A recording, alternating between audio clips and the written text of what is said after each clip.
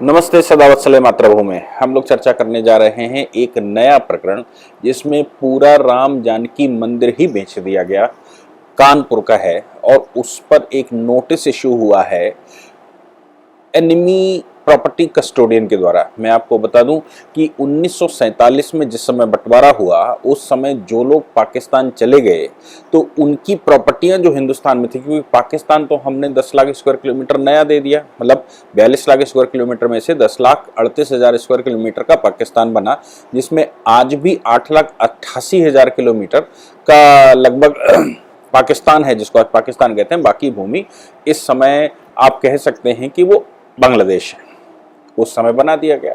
तो जो लोग यहाँ से गए, हमने नई जमीन तो वो जमीन तो खाली करवा कर उनको दे दी, पुलिस से, फोर्स से, इससे उससे। मुसलमान जो यहाँ से गए उन्होंने मारा पीटा भी बहुत, लेकिन हिंदुस्तान में ऐसा नहीं हुआ। हिंदुस्तान में हमने कस्टोडियन ऑफ इवेक्यू प्रॉपर्टी बिठाया मुंबई में, उसके लिए इवेक्यू प्रॉपर्टी एक्ट बनाया। लेकिन वो प्रॉपर्टी जो एवेक्यू प्रॉपर्टी थी वो हिंदुस्तान की प्रॉपर्टी थी, उसको भारत के पास आना था। लेकिन जाते समय मुसलमानों ने, मैंने कई बार कहा है कि जाते समय मुसलमानों ने यहाँ पर या तो वक्फ बनाकर छोड़ गए या फिर अपने किसी भाई बंधु को बेच गए। ऐसा ही एक प्रकरण मंदिर का निकल कर आया है, जो 1982 में पाकिस्तान के एक व्यक्ति अल रहमान, उनका नाम ऐसा कहा गया कि वो पाकिस्तान चले गए थे, और उन्होंने उनकी जो मंदिर था, मंदिर के वो कस्टोडियन थे और मंदिर उनके कब्जे में था। मुख्तार बाबा नाम का एक आदमी जो उनके यहाँ पंचर की दुकान खोले हुए था, साइकिल रिपेयरिंग की दुकान खोले हुए था, उसको आकर 1982 में, पाकिस्तान से आकर 1982 में उसकी लिखा पढ़ी कर गई। जबकि 1968 में वो प्रॉपर्टी सारी एनिमी प्रॉपर्टी घोषित कर दी गई थी, यानी कि इवेक्यू प्रॉपर्टी, जो लोग यहाँ से चले गए उनकी प्रॉपर्टी भारत में नहीं हो सकती, वो भारत सरकार की हो गई। और जो लोग भी वहां से सिंधी पंजाबी आए उनको या तो अलॉटमेंट कर दिया जाना था या फिर सरकार के पास जाना था। लेकिन जैसा मैंने कहा, एक बड़े षड्यंत्र का हिस्सा उस समय बना कि मुसलमानों ने नई जमीन भी ले ली और हिंदुस्तान में भी जमीन नहीं छोड़ी। मैं लगातार ये प्रश्न पिछले कई वर्षों से उठाता चला आ रहा हूं कि ये संपत्ति भारत सरकार की संपत्ति है, ऑफिशियली भारत सरकार की संपत्ति है। हुआ क्या इस मामले में? आजम खान वाला प्रकरण हमने सबने देखा ही होगा कि वो भी एनिमी प्रॉपर्टी पर लगभग 1.5 लाख गज की जमीन उन्होंने उसको कवर करके रखा था। अब इस मामले में क्या हुआ? और ये भी एक प्रश्न है कि आखिर राम जानकी मंदिर एक मुसलमान के घर में कैसे आ गया, और मुसलमान के घर में अगर राम जानकी मंदिर आ गया तो मुसलमान उसको बेच कैसे गया? तो सवाल तो बनता है कि अगर 47 में वो कैसे आ गया। हुआ क्या, मैं आपको बताता हूं कि 1946 में मुस्लिम लीग ने बड़े दंगे कर दिए। तो कानपुर, जहां का ये प्रकरण है, जिस ओर मुसलमान रहते थे और दूसरी तरफ हिंदू रहते थे, जो ये एरिया है, जिस एरिया की चमनगंज बेकनगंज की बात की जा रही है, ये प्योर हिंदू एरिया था और यहाँ बहुत भव्य मंदिर थे। ऐसा भी लोग कहते हैं कि 200 से 250 मंदिरों की सूची है जो इस एरिया में है। लेकिन इस एरिया में अब हिंदू नाम का अगर बॉर्डर एरिया में हो तो हो, नहीं तो मुसलमान है। तो हुआ क्या कि 46 के दंगों में सारे हिंदू इधर और मुसलमान उधर चले गए, यानी कि जो हिंदू एरिया था वहां पर मुसलमान आ गए और जहां पर मुसलमान एरिया था वहां हिंदू आ गए। इतना बड़ा दंगा था वो, और ये कहा गया कि भाई संरक्षण ऐसे मिलेगा। इसी प्रकरण में आपको याद होगा कि गणेश शंकर विद्यार्थी, जो कि जिनके नाम से गणेश शंकर विद्यार्थी देश के बड़े बहुत बड़े स्वतंत्रता संग्राम सेनानी थे, वो मुसलमानों को ले जा रहे थे इस एरिया से जहां पर अब हिंदू रहता है, हटिया वगैरह का क्षेत्र है, उनको ले जा रहे थे बेकनगंज साइड में। उस समय कुछ और नाम रहा होगा कि भाई आप लोग उस हिंदू एरिया में शिफ्ट हो जाओ। लोगों ने गणेश शंकर विद्यार्थी को कहा भी था कि देखिए मुस्लिमों को ले जाना ठीक नहीं है, मुसलमान वहां तलवार रखे बैठे हो।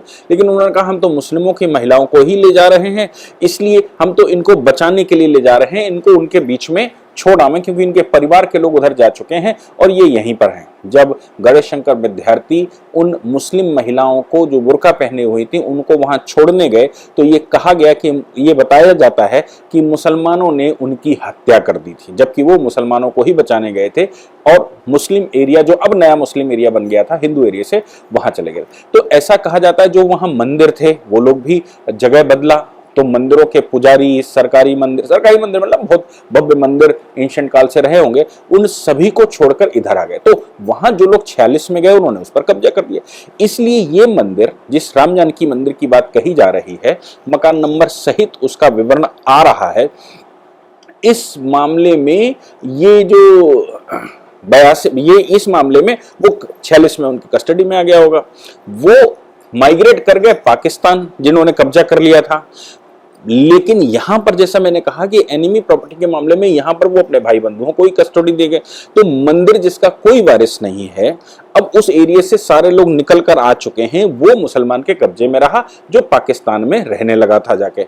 उसको बाकायदा पाकिस्तान से बुलाया गया और बुलाकर उससे 1982 में रजिस्ट्री करवाई गई। अब देखिए, जो नंबर है मकान का, उस नंबर की एक और खास बात है कि इस मकान नंबर पर जो टोटल उसका नंबर है, उसको ए और ओरिजिनल में बांट दिया गया।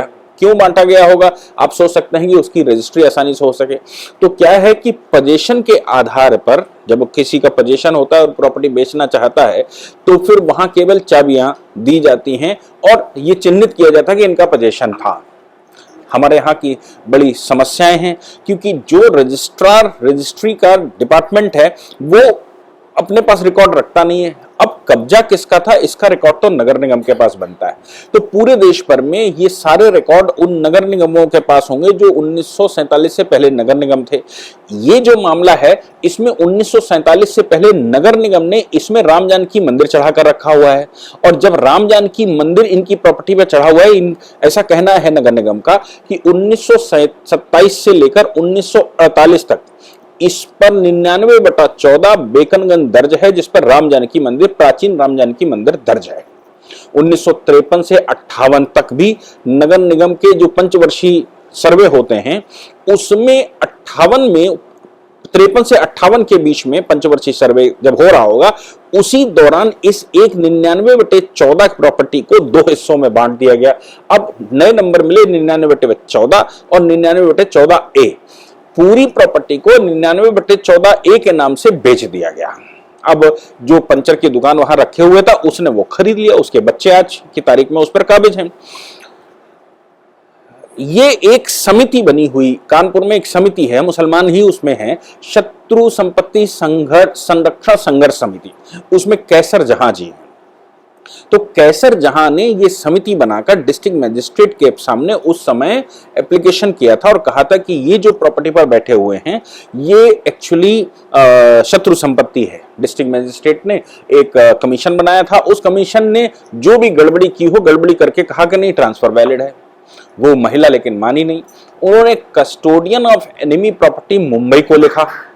उन्होंने उसके रिकॉर्ड्स नगर निगम से निकलवाए और नगर निगम ने जब ये बता दिया कि इस उक्त प्लॉट पर, जिस प्लॉट की बात हो रही है, इस प्लॉट पर या ये जो है वो ये राम जानकी मंदिर है और दर्ज है। और आज भी नगर निगम ये कहता है कि मेरे उसमें राम जानकी मंदिर दर्ज है, लेकिन 1953 से 58 के बीच में इसके 2 नंबर कर दिए गए और इन्हीं 2 नंबरों में कंफ्यूज करके प्रॉपर्टी बेची गई। प्रॉपर्टी पर custodian of enemy property colonel Sanjay ने नोटिस कर दिया और उन्होंने कहा भाई ये तो जब नगर निगम में दर्ज है और ये पेपर्स इसके मिलते हैं, पुराने पेपर हैं जहां पर ये कहा गया कि राम जानकी मंदिर है, तो आप मुझे ये बताइए इसकी मूर्तियां कहां चली गई और मूर्तियां कैसे बेची गई और कन्वर्ट करके उसको रहने के लिए घर कैसे बनाया गया। हालांकि वो जो लोग भी जिन्होंने इसको खरीदा था, उनका दावा है कि मेरे पास बाकायदा वैलिड पेपर है, लेकिन अभी 2 हफ्ते का समय कस्टोडियन ऑफ एनिमी प्रॉपर्टी ने उनको दिया है और कहा है कि आप इसको खाली कर दीजिए, ये एनिमी प्रॉपर्टी है, नहीं तो वो उत्तर प्रदेश सरकार को बोल देंगे और उत्तर प्रदेश सरकार बुलडोजर लाकर उसको गिराएगी और खाली करवा लेगी और वहां पर मंदिर बनाया जाएगा। मैं आपको बता दूं, जैसे मैंने कहा कि कानपुर में कुछ लोगों के पास ऐसे 300 मंदिरों का डेटा है जो अंदर मंदिर आज भी विराजमान है, बाहर से चबूतरा बंद कर दिया और मुस्लिम पक्ष ने जो वहां 1946 में गए थे, उन्होंने वहां पर अपनी दुकानें खोल रखी छोटी छोटी, लेकिन अभी भी मंदिर का गुम्बद दिखाई देता है। ये अभी की बात है, पिछले 5 वर्ष की, जब मंदिर ऐसे 300 मंदिर उस क्षेत्र में दिखाई देते हैं जहां एक भी हिंदू नहीं रहता है। तो जैसे ही ये प्रकरण सामने आया, मुझे लगता है काशी का, बाबा विश्वनाथ का, या मैं कहूं मथुरा का, और कोर्ट ने सर्वे करवाने की बात कही तो उस क्षेत्र में हलचल बढ़ गई है और ऐसा कहा जा रहा है कि लोग अब उन मंदिरों को तोड़ने का प्रयास कर रहे हैं। राम जानकी मंदिर हालांकि वो पहले से गायब किया गया होगा, लेकिन राम जानकी मंदिर भी उसका ही एक इलस्ट्रेशन है। मैंने कई बार कहा है कि हम सब देश के सभी लोग, जैसे कैसर जहां जी पीछे पड़ी हुई हैं और उन्होंने संघर्ष समिति, एनिमी प्रॉपर्टी बचाओ संघर्ष समिति बना रखी है, ऐसी संघर्ष समितियां देश भर में बनाकर पुराने नगर निगम के कागज या फिर सर्वे जो जो उस समय बंदोबस्त हुए होंगे, उन बंदोबस्त के कागज सन 1946 से पहले के अगर आप निकालेंगे तो ये मैंने बारंबार कहा है कि 5 से 6 लाख स्क्वायर किलोमीटर जमीन हिंदुस्तान के अंदर ऐसी मिलेगी जो कि भारत से माइग्रेट किए मुसलमानों के नाम दर्ज थी और गलत तरीके से वो यहां पर कब्जा कर लिया गया। मैंने कहा भी था, मैंने बताया है कि बड़ा गेम है। अब चूंकि प्रकरण खोलने लगे हैं, सरकारें समविचार बैठी हुई हैं, राज्य सरकारें भी, केंद्र सरकारें भी। मैं आपको बताऊं 2012 में ऑनरेबल सुप्रीम कोर्ट ने एक आदेश दिया था, उस आदेश के अनुसार सर्वे होना था। 2016 में केंद्र सरकार ने राज्य सरकारों से कहा कि इन पर सर्वे करिए। 2015-16 में अखिलेश यहां पर बैठे हुए थे और ये मानकर चलिए जो बड़ा क्षेत्र था जहां से पाकिस्तान बड़ी संख्या में लोग चले गए थे, उस क्षेत्र में एक भी कस्टोडियन प्रॉपर्टी, एक भी एनिमी प्रॉपर्टी दर्ज नहीं करवाएगी। जैसे मैं बात कहूं उत्तर प्रदेश में इटावा, जहां मुलायम सिंह स्वयं जन्म लिया, वहां से कोई मुसलमान नहीं गया, ऐसा उनका कहना है। फर्रुखाबाद, जहां से मोहम्मद शाह बंगश का शासन था, उन्होंने ऐतिहासिक नगरी शिव की नगरी को तोड़कर वहां पर यह शासन शुरू किया था।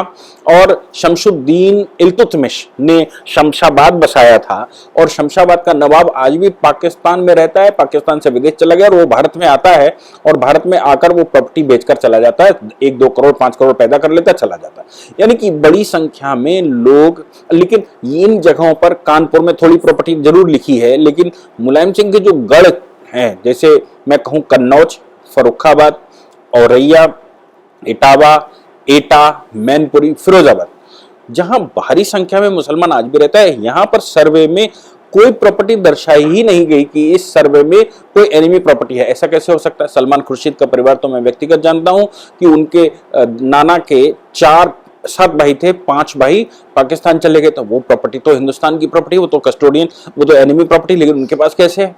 ऐसे देश में बड़ी संख्या में प्रॉपर्टियां हैं। मैं आपको ध्यान दिला दूं, सरकारें और कोर्ट इन पर सब आदेश कर चुके हैं। एनिमी प्रॉपर्टी भारत सरकार की प्रॉपर्टी, इन प्रॉपर्टी को अगर बचाना है तो हम सबको चाहिए कि नगर निगम से या जो बंदोबस्त तहसील में रहता है या जो डॉक्यूमेंट्स रहते हैं, उन डॉक्यूमेंट्स निकालकर custodian of enemy property Mumbai को आप दीजिए। वो अगर उनको समझ में आता है, पहले हम नोटिस करेंगे, दोनों को बुलाएंगे, बात करेंगे। अगर उनको ये समझ में आता है ये एनिमी प्रॉपर्टी है तो उस प्रॉपर्टी को कब्जा आसानी से कर सकते हैं, उनको हटाया जा सकता है। एक बड़ा गेम जिसमें मंदिरों को भी नहीं छोड़ा गया। मैं आह्वान पूरे देश से करता हूं कि आप सभी लोग इसमें सहयोग करेंगे ताकि देश में लॉ एंड ऑर्डर की व्यवस्था न बिगड़े और देश में जो 47 में गलत हुआ वो सब सही किया जा सके। जय हिंद, जय भारत, वंदे मातरम।